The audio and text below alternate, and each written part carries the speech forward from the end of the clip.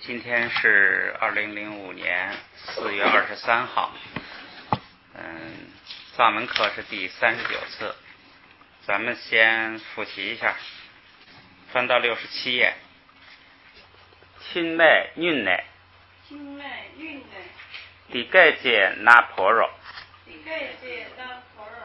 可灭却给菩萨巴尔狗呢？可莫给瓦他们戒毒，可灭却主毒背，塞巴尔小姐，普喜约那样，去开瓦堂，将给撒瓦尔小姐，可灭驴gang。寻宝儿土都究竟，皮下撒瓦尔小姐，借麦少，俺卡尔盖讲，开堂拆的，开讲爱，雪巴尔小姐，给包开。罗就你给帕尔多，米下巴西，萨瓦尔狗鸡，翻过来69页最下边两个，芒包嫉妒罗吞呐，娘穷几讲吞亲主。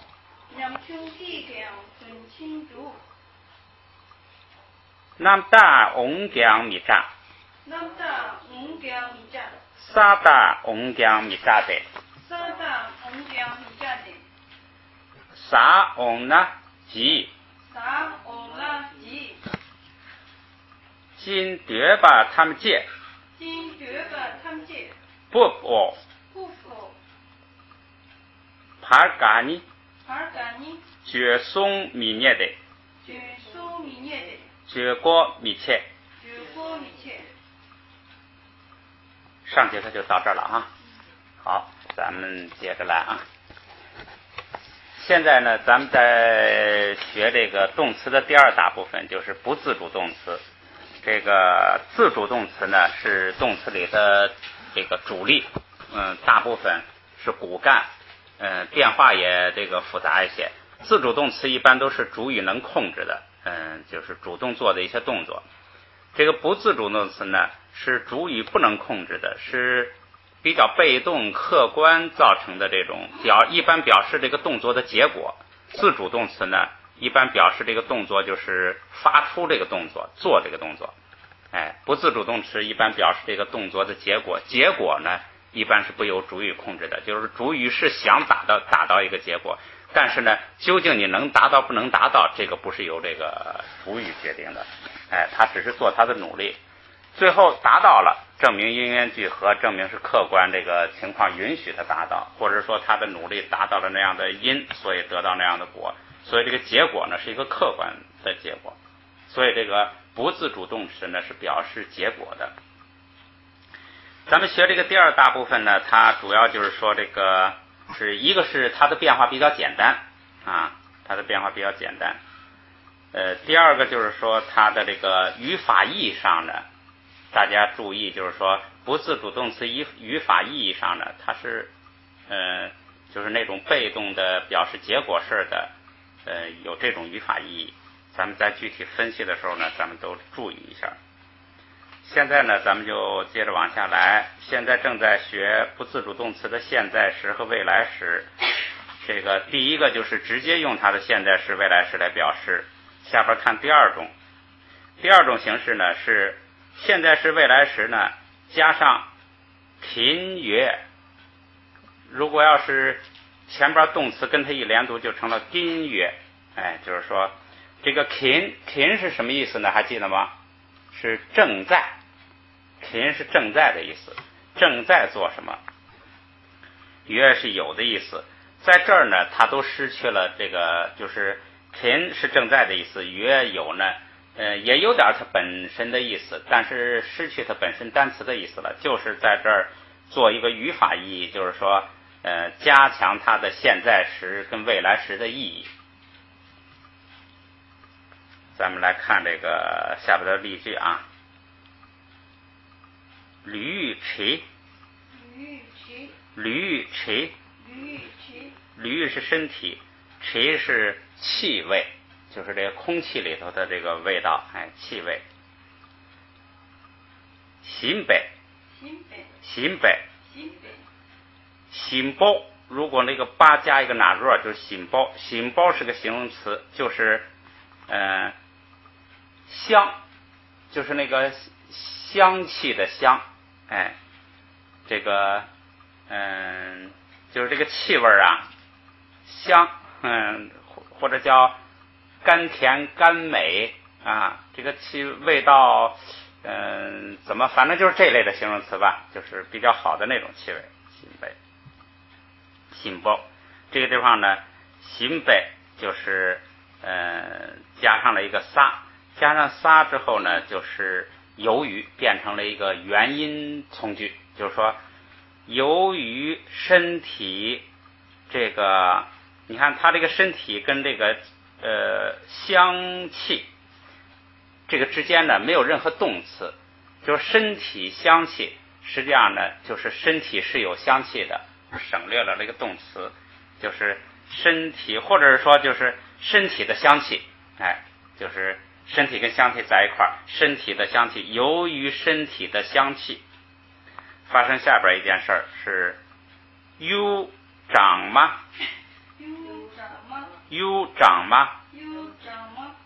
U 是如果不要那个阿 K 不仪是玉是吧？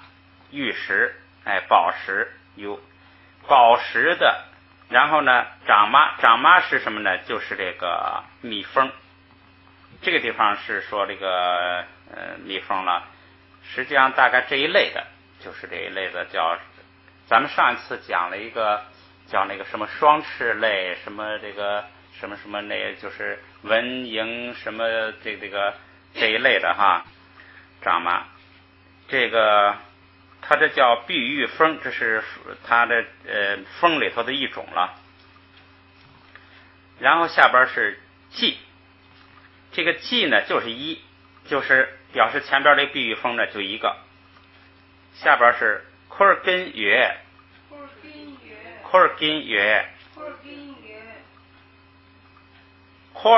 尔是这个咱们说过是一个动词，是最基本的含义就是转圈，就是围绕这个什么这个四周啊，就是这样的，最基本含义就是转圈。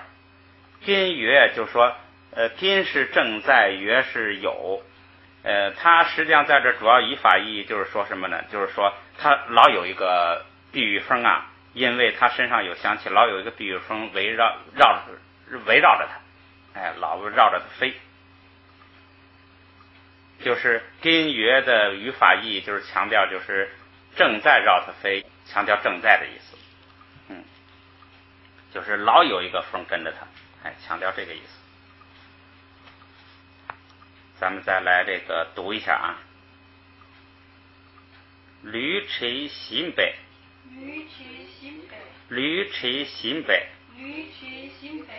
有长马记，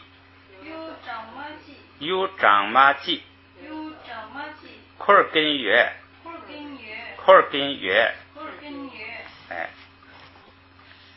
下边一句话啊。爱伦多南地，爱是我们，伦多是大臣，南是门，地是句格，就是主语了。我们大臣们，他这是让他们这群大臣呢去迎请释迦牟尼佛像和公主，就是那个唐朝的那个文成公主了。这个他们去到汉地来迎请佛像跟公主，然后回去呢马上要这个到达这个回去了，马上要到这个那个谁松赞干布藏王那儿了，他们呢可能是这个先捎去了一个信儿，这样的话这个大臣呢他就译成使臣了，因为他们这一趟是有这个使命的，所以呢他就译成使臣，我等使臣，我等的等就是那个 nam 就是门，我们很多使臣，然后后边啊求我下给汤，求我下给汤，求我下给汤，求我下给汤。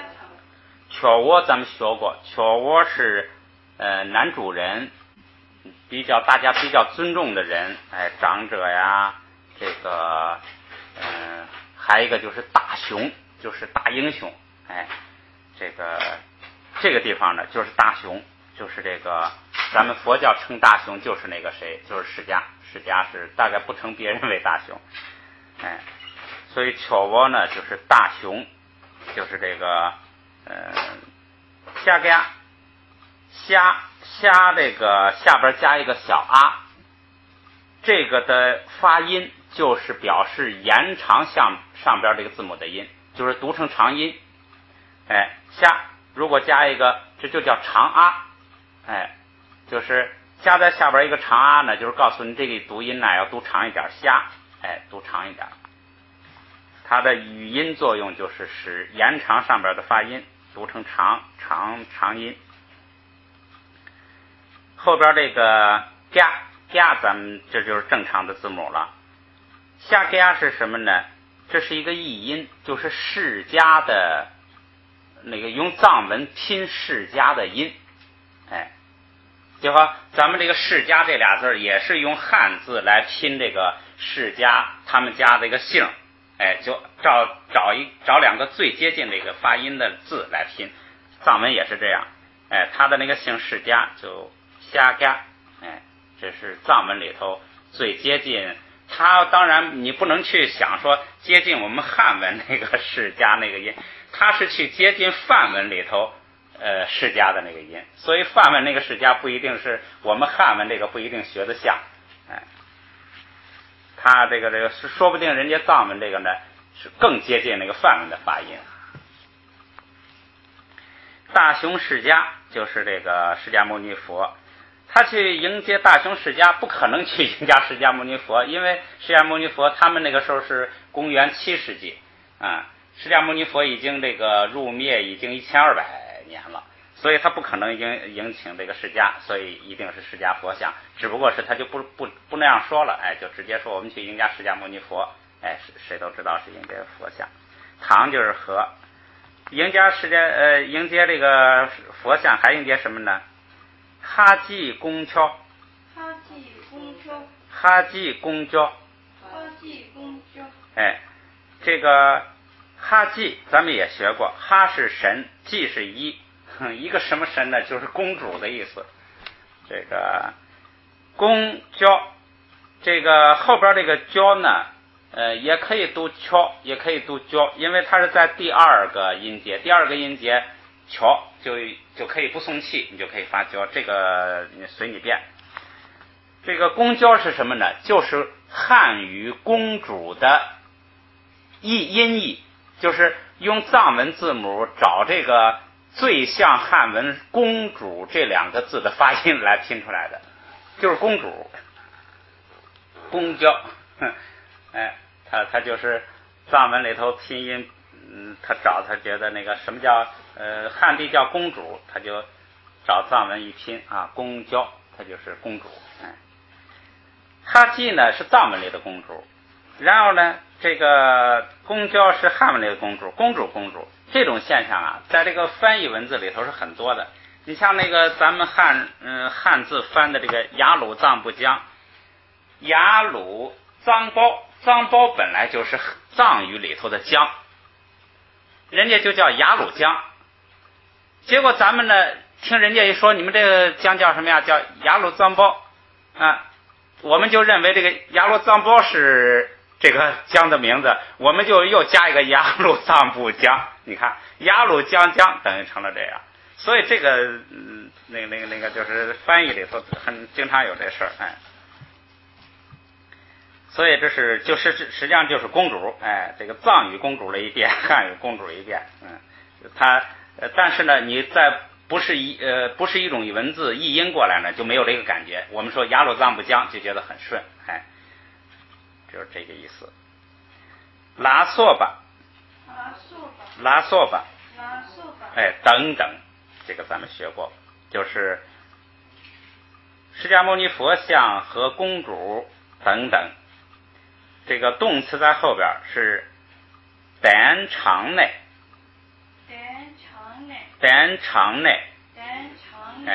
单是我们打坐用的那个垫的坐垫，当然不一定是打坐，你坐在椅子上放的坐垫，什么在炕上什么地上铺的坐垫，都是那个坐垫。因为古代的时候没有那个，最早的时候汉地是没有那个椅子，所以客人去了之后就坐在床上，坐在炕上，放一个坐垫就完了，所以坐垫。长是这个，就是那个叫引导，咱们也学过，引导带领那个的那个过去时，它的那个原型是沃塔喇达查真报真啊真阿沃塔喇达查真报真啊真，这个意思就是带领引导的意思。还有一个意思是邀请，就这个长，就是带领引导带路，这里头呢有邀请的意思，就是邀请到这个坐垫那儿，就是邀请就是邀请，就是或者就是用那个引导的意思呢，也可以说通，就是说引导到坐垫那儿，带领到坐垫那儿，就是把客人给领到他的座上，就是邀请的意思。所以这地方他这叫迎请，就是这个因为对佛像嘛，公主都尊重，所以叫迎请，就是邀请的意思。说这就是动词，说迎请释迦牟尼佛像和公主等，它等就是还有一些其他的这个人呐、或者东西啊。那个公主进藏的时候带了很多的人，带了很多的东西这个就是等，迎请这些等。然后那就是一个语句当中的那个一个，实际上主要意思是停顿，它的基本含义是之后，就是说我们迎请了他们之后呢，然后呢发生后边的事儿。其实它并不是特别强调这个之后，它就是说这个完了那个一个这个接着说，中间呢用一个来这个隔开一下，就是下边一个是立宾约立是到达立就是到达，宾约就是正在到达，就是还没到，正在就是马上要到了，正在到达。如果已经到达了，那就用一个过去时就完了。他还没有已经到达，正在到达，就是说马上要到了啊。我们可能是先派了一个快马前边告诉吧，说我们马上就要到了啊，正将到达。整个句子的意思呢，咱们过一遍啊。我们使臣们迎请大雄释迦的像和公主等等这一大型这个很大一个车队了哈。迎请这个呢正在到达，马上要到，这整个意思就是这样一个意思。这个点呢坐垫儿还有一个意思就是座位，就是引申出来就是现在的意思就是座位。坐垫儿它的本意是坐垫儿，经常就会用作座位，带领到座位上就是迎请。下边咱们来读一读啊。爱伦波南的，爱伦波南的，瞧我下干汤，瞧我下干汤，哈吉公交拉索巴，哈吉公交拉索巴，哈吉公交拉索巴，哈吉公点场内，点场内，点场内，点场内，立根月，立根月，立根月。立根月。好，有一句啊，咱们这一次咱们这个加快点速度，多学一点，然后这个回去呢，咱们一会儿呢把查字典的方法说一下，然后回去呢就开始练习这个查生词、查字典，慢慢这样咱们两相一结合，这个速度就快了。这上边啊是这个第二种，就是不自主动词的现在时过去时呢，它第二种这个表达方式就是给现在时现在时跟未来时，它给现在时未来时呢加一个根月，就是代表正在做什么。这个第三种，这个第二种啊，主要是强调正在，主要是强调这个意义。你看，第一个说，由于身上有香气呢，它老有一个风围着它，就是正在的意思。第二个说，我们迎请这个佛像呢，正在到达，即将到达，就是都是强调正在，这个勤是强调正在的意思。咱们再看下边一个，它强调什么意思？就是说，它每一种方式啊，它有自己一个特点。第三种呢是现位加上八日九，或者不加八日就加九。否定式呢是加一个什么呢？八日敏九，加个米，或者是不要八日就加一个敏九。这个是强调什么呢？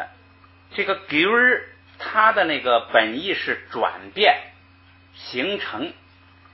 它这个意思啊，跟上边那个勤就强调不一样。上边勤是强调正在，有一个风正在围着它飞，我们正要到达，是强调正在。这九呢，强调什么呢？客观上会形成这么一种局面，有点那个强调必然性，客观一定会这样的，它有点强调这个意思。九形成就是说，这个不由你，因为不自主动词嘛，不由你主语决定，所以呢，它会形成这样，就是说，你如果前边你这样做了，它客观上就会形成这样一个结果。他强调这个就是必将如何，将会出现这种结果，他强调这个形成这个意思。咱们结合这个句子来看一下啊，你看第7句下边那个，君星落根儿，君星落根儿，君星落根儿，君星落根儿，这玩意儿，这玩意儿，这玩意儿，这个句子咱们学过，还有印象吧？这完全一样的。菌是树木，星是树木，菌星就是树加树，就跟咱们说的思是想也是思，思想，这就是代表树木。落根百年，日这个就是在100年当中，树木在100年当中干什么呢？结巴是什么呢？咱们说了两个意思，一个是生出来，就是从无到有生出来升起，一个是生长，就是从小到大生长。这个地方呢显然就是指的生长，就是说一个树它长上100年，阳就是野，一个树它就是长上100年，它也怎么着呢？南西菜呢，结瓦丢，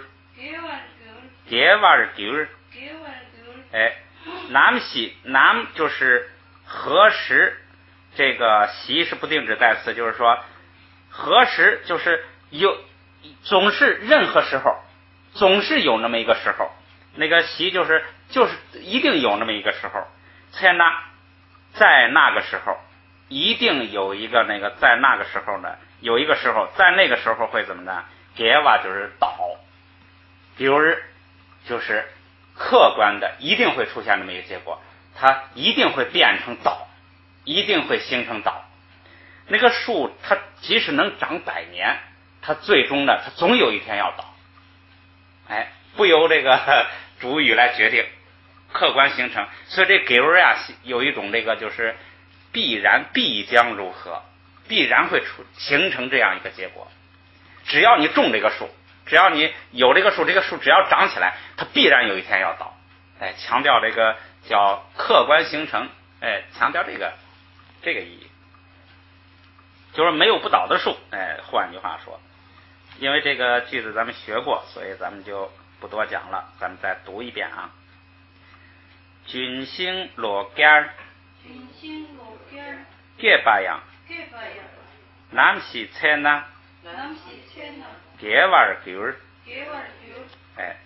你看，这就是这个前边那个第二种说叫勤约，强调正在如何，你看强调重点不一样。后边这个狗儿呢，就强调结果如何，就是说不管你长多少年，反正你种上树了呀，它总是有倒的一天，必然有倒的一天，一定会形成这种局面，强调结果。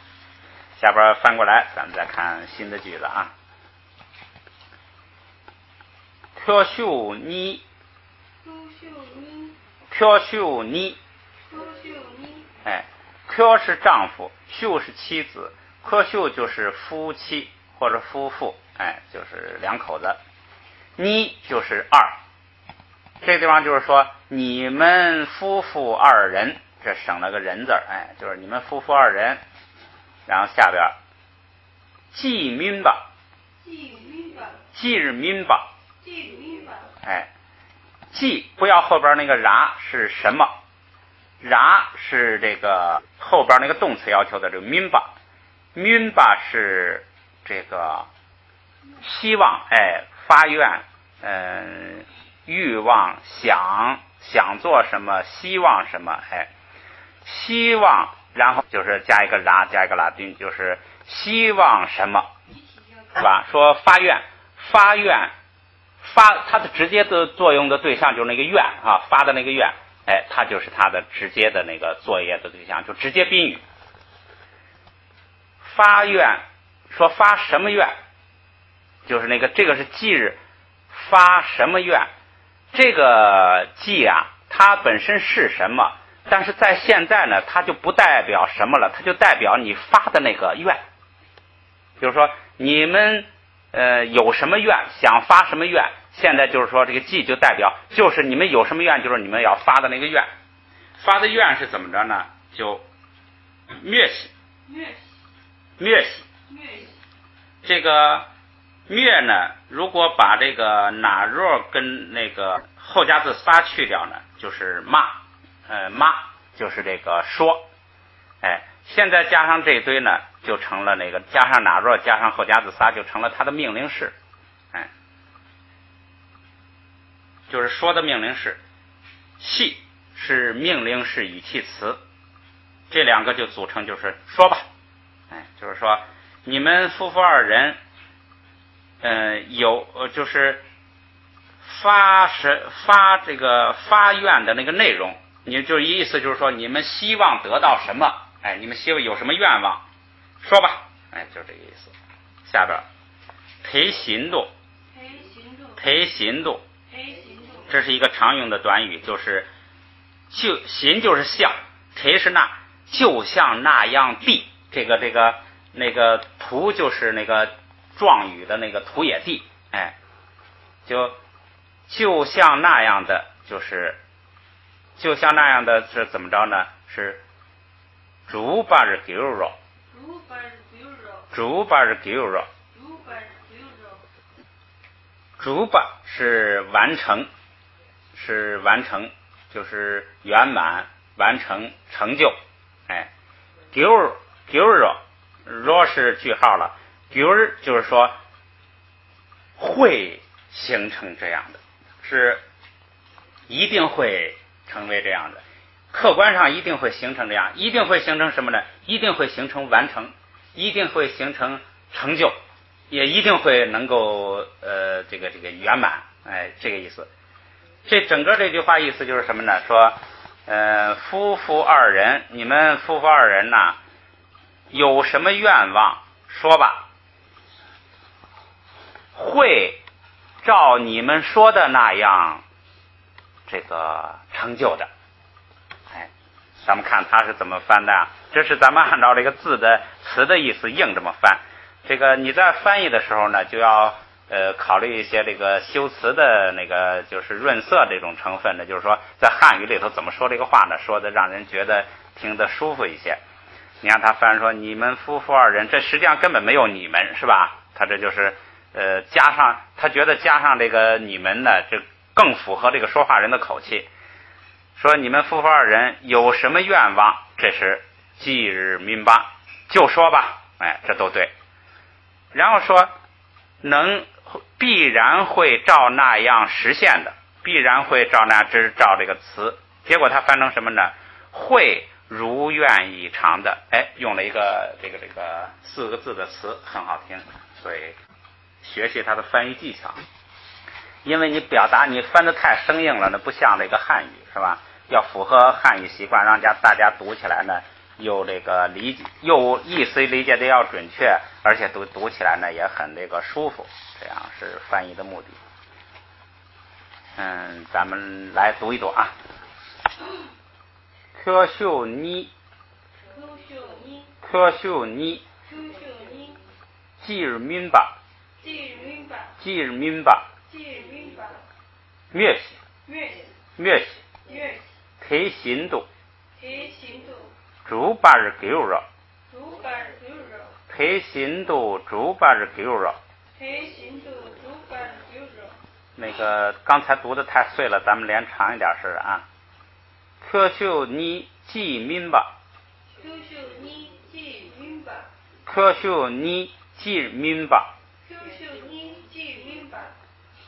灭西提心度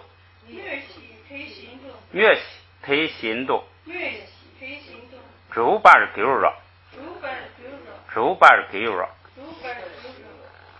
所以你看这个狗日，用这个狗日加上动词来表示的这种情况呢，都是表示什么呢？就是有点那种必然会那样的，一定会那样的，有点这个客观这个客观结果客观一定会形成这样的，就强调这个意思。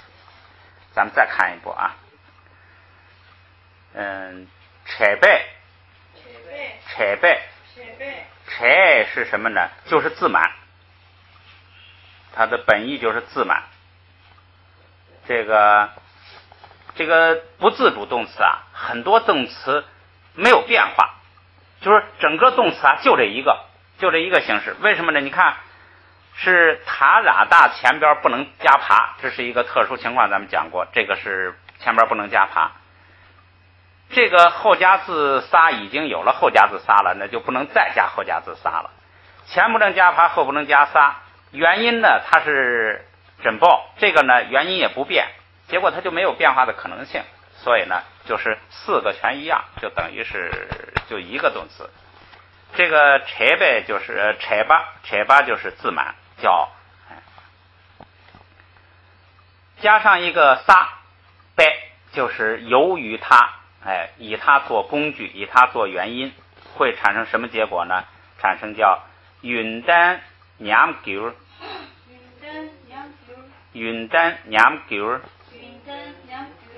云丹是功德、学问、本事、优点这些东西。娘，这个娘是什么呢？就是最基本的含义是减弱、削弱、减弱、损害、衰败、衰落。基本含义是减弱，就是会衰败下来、衰落下来、退下来、弱下来，主要是弱下来，损坏失误。娘主要意思是会减弱，然后狗日就是咱们说的这种意义，就是说必然会减弱功德。如果你这个人自满了，以他为原因，必然会呢减损你的学问，减损你的功德。这都是你看萨迦格言后边那个萨迦格言里的。所以这狗日呢，就是表示有点这个，就是必然会如何，必然会形成什么局面。你要是一自满，就必然会形成你这个学问呢就要受损。这个读一遍啊。扯呗云丹娘狗儿，车背云丹娘句儿。好，咱们再来一句啊。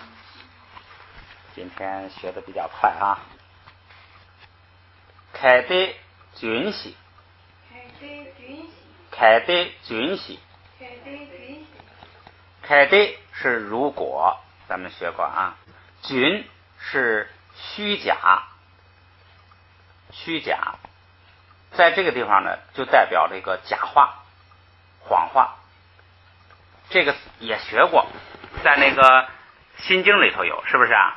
就是真实不虚，哎，就用的这个跟真实相对的虚假虚妄，哎，这地方代表这个假话、谎话。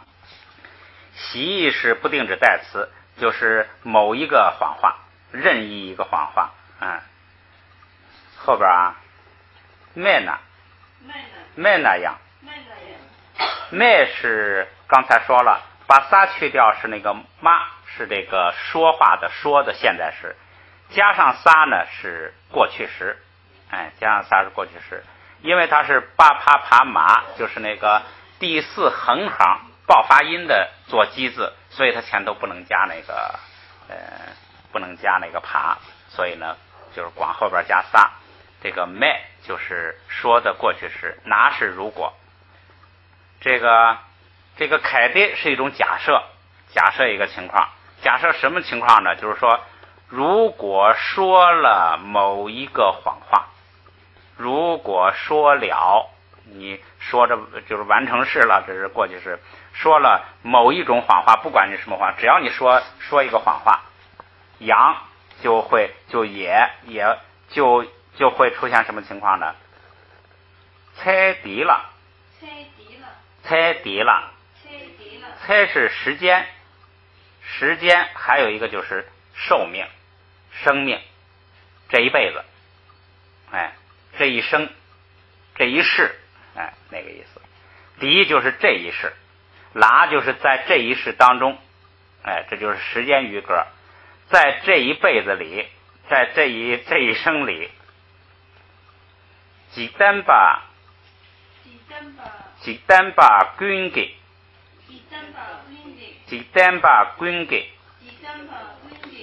几单还记得吧？是世界，几单就是世界、世间、世俗，主要的意思就是世间，就是指的这个跟这个世间跟出世间相对吧。这个世界是包括这个天人地狱什么都包括的，几单。但是在这儿呢，还就是指的这个人间，世间，然后带一个八，就是变成了一个名词，也叫名词化，也叫这个，就是变成了人，就变成了世间人，这个世界上的人，加一个八，就把前头那光是世界，后边这就变成了人，世间的人，世人。均给就是均是全部一切所有，给是句格，就是所有的世间人，然后句格就是做及物动词的主语。说如果你要是说了一句谎话呢，在这一辈子里头，在这一生里头啊，所有世间人都会做一个什么动作，就会形成一个所有的世间人为主语，做个什么动作呢？做后边是一切把人民句，一切把人民句，一是一心一时，是就是说意，直接就记一就是意，就是意识的意。切吧是相信，一切吧还是相信，就是意是相信还是相信。民句不会形成相信，也就是不相信了。但是它有必然性，就是如果你说了一句谎话，你这一辈子里头啊，所有的世间的人呐，都不会相信你了。这个话说得很好，现在人呐都不相信这些了。古代人相信这个，你看这个，你像一些那个比较像藏族一些那个什么就是印第安人这些比较古老民族的民族啊相信这个，那个人朴实善良，他这个他就有这种预言。现在人哪信这个？现在人整天说假话，说谁说的假话大，谁赚的钱多。现在人根性不行了，风气不一样了，所以这一类的言语看起来，这个现代人一看肯定都觉得这个傻乎乎的啊。实际上呢，咱们佛教讲因果不虚哈，你造什么因就是什么果，所以这个用不着别人相信不相信，你自己反正你说假话，你就有假话的这个恶报，所以佛教是另外一种讲法了。不过这还是世间的这个世间的话，整个意思咱们再串一遍啊。注意整个意思串呢，这个不是说不懂，而是说你怎么来这个翻译，就是说怎么把这个词啊怎么理解它，这个很重要啊。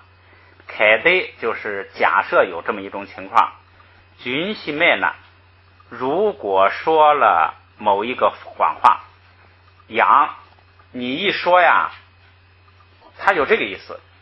即使你只说了一点点谎话，只说了一句谎话，也会出现后边的情况。他这个藏文里头他有这个意思，汉文里头没有表达出来，因为他这句话的主要意思不是这个意思哈，所以他就这个意思他没翻出来。但是呢，你如果体会了藏文之后你可以把它翻出来，你可以翻成什么呀？说即使你说一点点的谎话，这个世间人这辈子也不会相信你了。他有这个意思。你看军喜就是某一句某一点，即使你说了某一点谎话，也会出现后边的情况。这个是这个意思。再往后看猜敌了，这很简单，就是说在这一辈子里，你这一生呢几真把均给所有的世间人呢都不会相信你了。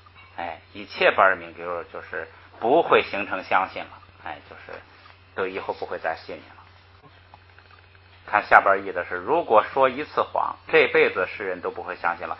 这个话里头包含有那种也的意思，是吧？就是说只要你说一回谎，行了，永远不会有人相信你了，有这个也的意思。好，体会一下它这个原意。所以这个你翻译的再好你也不如去读那个原文去体会的真切。直接看着藏文，这肯定是这个直接见了藏文的意思。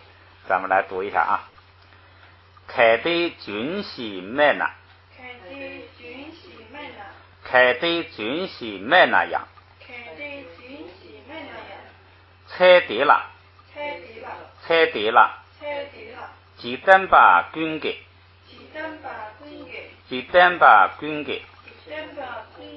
一切把人明觉，一切把人明觉。看时间，咱们再学一句啊。卡拉尼玛，卡拉尼莫夏瓦那，卡拉尼莫夏瓦那。卡是天空，拉是在天空上，在天空里，在天空中。尼莫是太阳，夏日是升起，夏日哇，这是一个动词，天空中升起了太阳。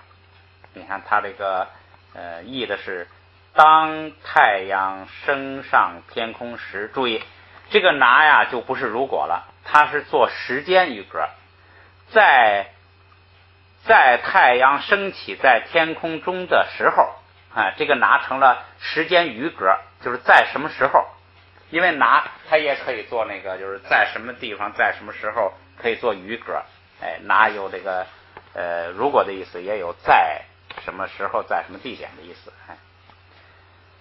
它这现在是在太阳升起到天空里的时候会怎么着呢？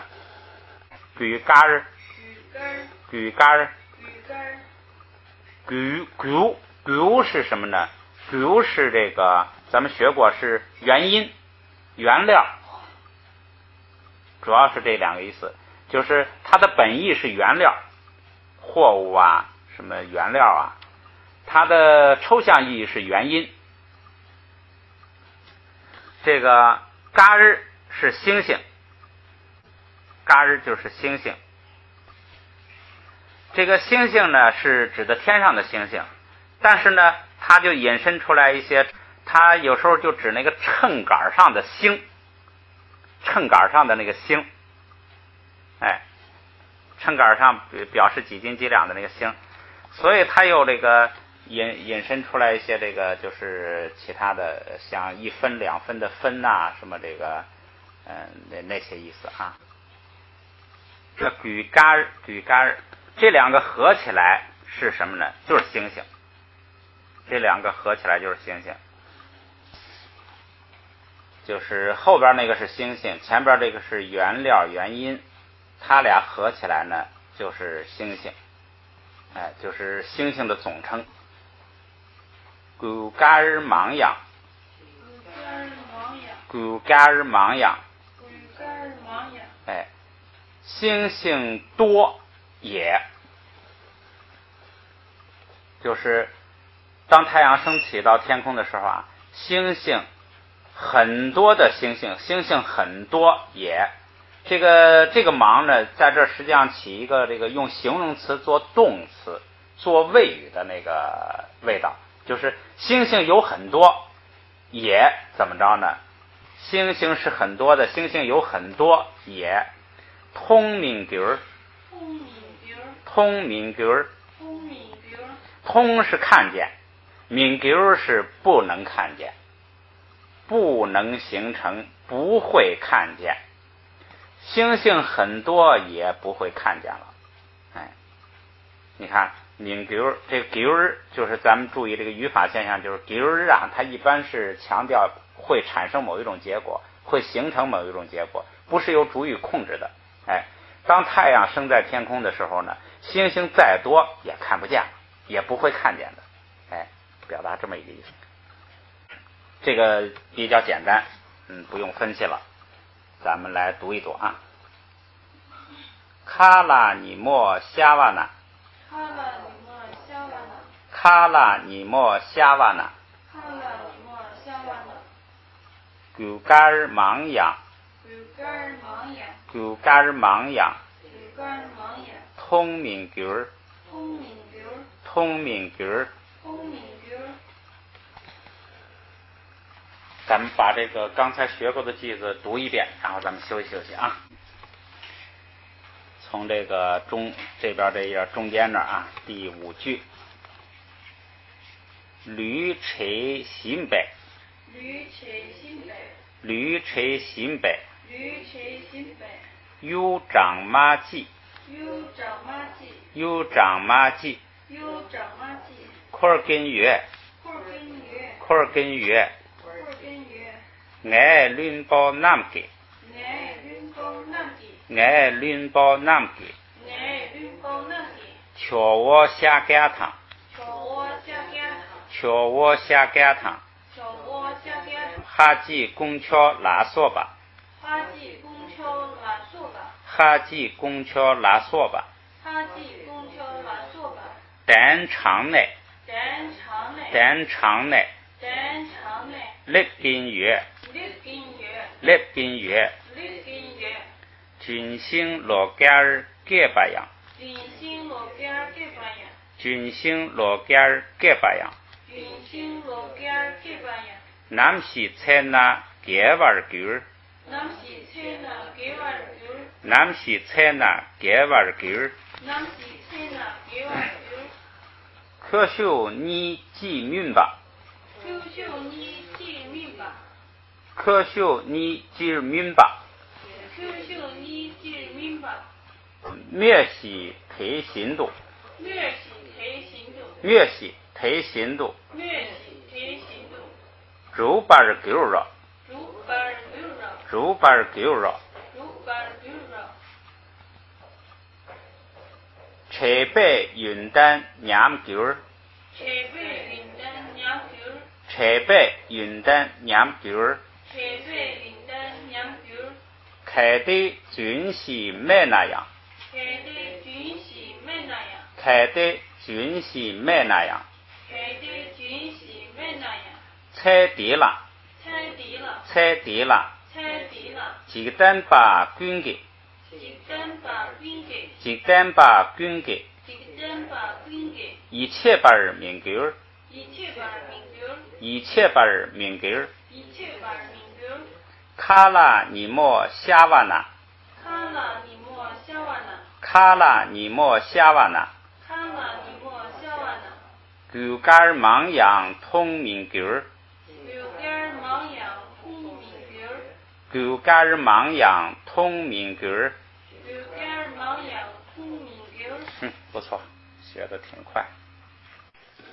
好，咱们说一下怎么查字典啊。不用，你们先不用看字典，很简单，你们就记一个原则就行了。拿一张纸记个原则。几句话呀4个字。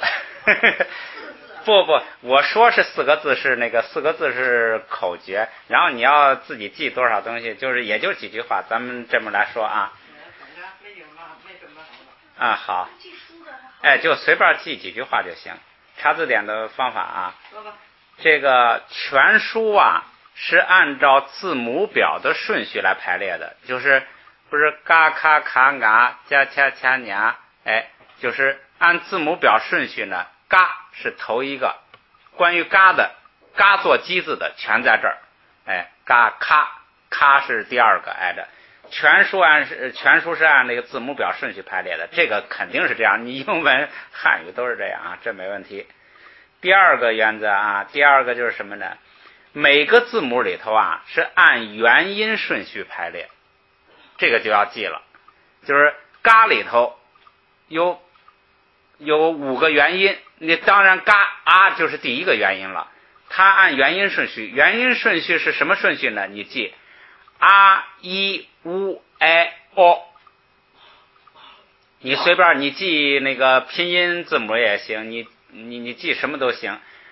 你要是记那个哪弱那些呢，那就是那个我先说拼音啊，啊一乌哎哦，就是说每个字母呢是按照这个顺序，先说嘎，比如嘎，然后gi，然后咕，然后该过，嘎给咕该过，它是按照这个5个元音的顺序来排列的。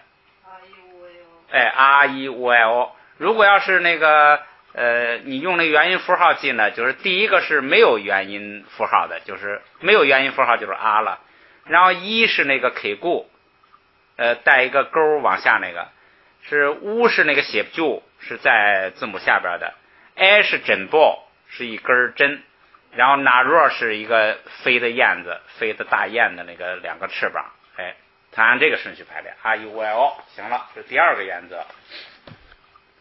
下边讲在这个啊当中，就是在这个啊 u y o 都是一个字母，都是嘎，然后都是啊，这个里头呢，这个嘎就光这个在啊这个元音里头啊怎么排。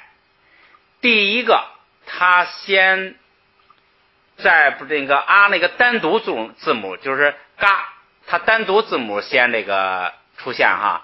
单独字母的意思最后呢，它要出现一个长啊，就是咱们说的那个嘎下边带一个小啊，就是要延长音，这叫长啊。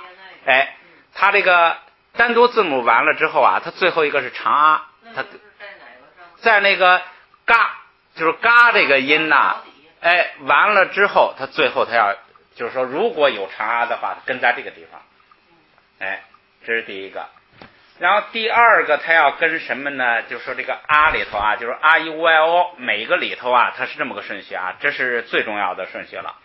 这个长啊这个呢，你也可以单独记，咱们不把它算到里头。咱们下边来记1、2、3、4啊。第一个，这个嘎这个单独字母完了之后啊，它先加后加字，就是第一个是加后加字，就是给嘎加上后加字。当然加后加字，这个后加字的顺序也是从嘎咔咔啊这样来开始加，也是按字母表顺序加，就是先加后加字。后加字你比如说嘎咔卡，你比如说加了一个卡吧，加了一个卡之后呢，它也是加卡，然后呢这个然后呢，他要把这个有后加字的有后加字的，咱们先讲的简单原则吧，就是单独字母完了之后呢，加后加字，后加字转完了，从嘎一直到这个最后那哈都排完了哈，然后下边开始加下加字，加下加字，下加字这里头就可以带着后加字了，这个时候出现下加字。下加字一般呢是先出现那个小三角，叫偶数，就是那个一个字母下边带一个小三角，一个一个小三角，这是个别字母有的，一般没，就是先下加字先加那个小三角，加小三角一般是把它读成乌，是吧？一般是读成乌的音，发乌的音，偶数发那个乌的音，就是那个读音上没有变化我说错了，那个发乌的音是什么呢？是在拼梵文发音的时候，那个偶数才发乌的音。就是如果在藏文里头没有那个，就是光写的有那个意义，没有读音的变化。对。加完偶数之后加什么呢？加这个嘎啦啦，就是下加字，这不是第二个下加字吗？下加字有3个，一个是嘎，就是那个卡，就是卡，啦啦，它按这个顺序，它实际都是按字母表顺序，因为它这个字少，我就给你说一下。下加字呢，先出现卡，卡的下加字就是那个嘎嘎加下加字卡就变成了加，是吧？加，先出现卡，再出现啦，最后出现啦，嘎啦啦这样的顺序出现，实际上就是都是卡啦啦，那是二声那个。都是二声，这3个都是二声，卡、啦、啦，都是二声，都是那个上声，对，然后有的那个字母呢，下边还有一个反的那个反写的虾，就是当肉讲的那个虾呀，反过来写，就好像咱们那个 p， 好像英文字母的这个 p 一样，反虾，有时候它在下加字，就第二种就是卡啦啦，这个顺序哈。如有一些它还有一些其他的下加字，就其他下加字跟在后边，这个你也可以想象到，好，这是第二个下加字。那是不是带反写的都是到下加字里头？不，那个他那个他专门那个就是在鸡字后都有，对，就是说有一些特殊情况的下加字就跟在后边了啊，这是第2项。第3项加前加字，你看啊，它有规律的，先加后边，再加下边，再加前边，最后加上边，是用右手这么转这么一个圈儿。你说那个第2个加下加字有3种情况，一个是偶数，偶数是第一种，嘎啦啦第2种，对，第3种是反写的下，反写的下。还说数第2种，还以为数第2种就是数第2类下加字。第2类下加字第3个。对。然后第3个，第3个是前加字。注意你记这个顺序啊，你这么记，从这个鸡字后边啊，用右手画一个圈，后下前上，顺时针画一个圈，就是先是鸡字，鸡字开始就往后画，后加字、下加字、上加字、那个前加字、上加字，它这么个顺序加，好记吧？所以我说4个字就是什么呀？叫后下前上。实际上你用先加后加字，再加下加字，再加前加字，最后加上加字。从右往对，从右往下顺时针画一个圈，所以你干脆呢记一个动作，用你的右手从鸡字开始，鸡字完了先往后走，后完了往下走，往上对吧？对，这个必然的，因为西藏的人特别讲究，走路都要走顺时针。哎，对对对，你咱们那个佛教绕塔绕这个佛呀，都要右旋哈，右转，哎，顺时针，对对对，顺时针，佛教的转就是顺时针，所以你就记住这个字典啊，它是先击字，然后你右手从击字，然后就往后走，往下走顺时针，往前走往上走，这样出现。顺时针。哎。那前夹字是那个左的。哎，对对对，前夹字完了，第4个上夹字，这上夹字了。这前夹字没说完呢。前夹字没什么复杂的，不用管它，就是都是按字母顺序。哎，都是按字母顺序，对，都是按字母顺序。第4个上夹字呢，因为也少，所以咱们也把它说出来，是ra la sa。上夹字的顺序是ra la sa，ra la sa，sa是高调，前面2个都是那个低调，都是哎ra la sa，哎上夹字这样一个顺序。实际上都是字母表顺序，咱们这就是因为少了就顺便说一下。注意啊，这么画了一圈之后完了，它有的呀还复杂，它是什么呢？它是有上夹字啊，又有上夹字又有下夹字，就是咱们前面说的那下夹字啊，是光有后夹字跟下夹字，或者光有下夹字。现在这不是转一圈有了上夹字了吗？有的呀既有上夹字又有下夹字，就在这个后边。哎，对对对，不，也可能4个都有，因为4个现在已经转完了，但是那个情况比较少。你像那个完成的，就是植物，就是4个都有嘛，然后上夹字下夹字都有，这就是在这个转一圈之后，如果上夹字有了之后，上夹字既有上夹字又有下夹字的往后跟，只有第2条了，这就第2条了，叫上下夹字。哎，你别着急，就是这么4个字儿，就是那么转，说既有上夹字又有下夹字，它跟在那个上夹字后边，然后说既有上夹字又有前夹字，那又跟在这个既有上夹字又有下夹字的后边，就是转第2圈。上夹字下夹字有了。上下夹字，然后上前夹字，就是有上夹字还有前夹字。上夹字前夹字。哎。上前夹字。哎。这是第2圈，就是在有上夹字的情况下呢，又转一圈，又转一个下夹字前夹字。哎，它不可能摞上夹字，它不可能摞2个了。哎，这就完了。然后还可以呢转第3圈，就是什么呢？既有上夹字又有下夹字还有前夹字。还是这第2个吧？不，往后跟。不是你这个现在是第7个。不，现在是已经第7条了。我再把这7条的顺序说一下。第1个是后夹字，第2个是下夹字，第3个是前夹字，从前夹字是第3个。第4个是上夹字，这是第1圈。第5个是上下夹字。哎，就是在有上夹字的情况下再转一圈，就是上夹字呢只能见那个这个加这个下夹字了。然后第6个是上前夹字，就是有上夹字还有前夹字。第7个是第3圈，叫上下夹字还在前夹字，叫上下前。上下前夹字。上下前。哎。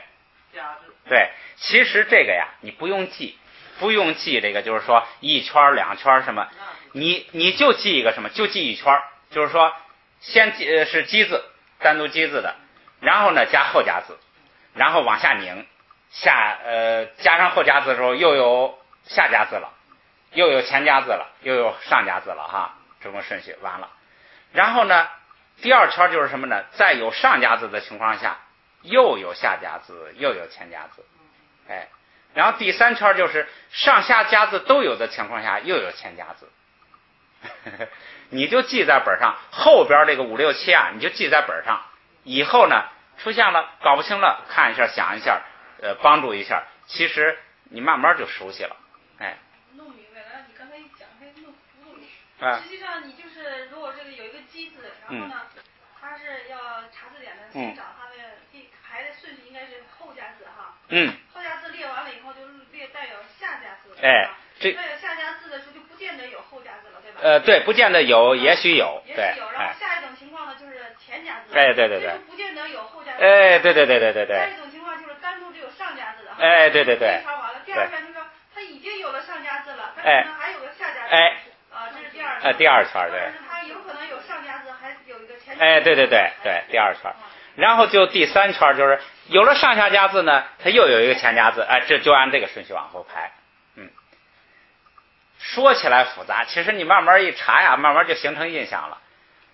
也反过来说起来简单。你看全书按字母表排，每一个字母按元音排，r e u i o， 然后每一个元音里头呢，按这个叫右旋顺时针转，哎，先是基字，然后加后家字，然后加下家字，然后加前家字，然后加上家字，哎，然后一圈一圈再转，哎，这就是基本原则，知道基本原则就行了。然后慢慢查，慢慢熟悉，慢慢查，慢慢熟悉，哎，就。字典是分上下册的字典呢。第二本是从八开始的，八啪啪麻，从第四横行开始的。所以你查这个旁，你要上哪儿查呀？首先确定要上第二本查，你在第一本找不着。第二本是从八啪啪麻开始的，哎。你可以把这个字典呐，你不，对你那个就是说，首先得这个，哎，对对对，就是字母从八开始往后是第二册，八啪啪麻，所以你查爬开头的一定要到第二册找。然后你们也把那个字典的那个，就是这一面啊，画上那个分上字母的那种。把字母画在上边，就是那个你。我现在从这个第二册开始。对。成功了。以后有什么问题咱们再商量。好。这就完了。这就完了。